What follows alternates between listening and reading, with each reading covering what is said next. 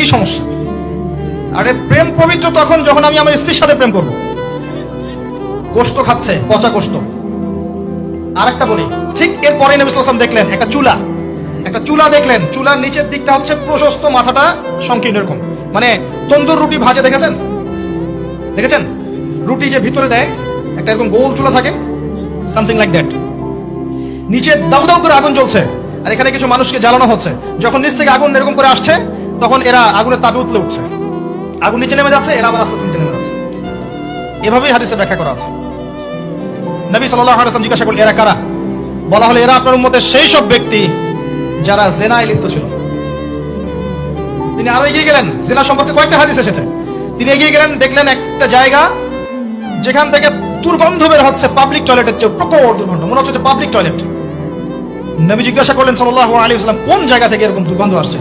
তিনি বলেন, এটা হচ্ছে জেনাকার, এবং জেনাকারীদেরকে আযাব দেওয়া হচ্ছে, ওদের রক্ত মাংসের পুজের গন্ধ এগুলো। দেখলেন এক শ্রেণীর মানুষকে একটা শরবত খাওয়ানো হচ্ছে, শরবত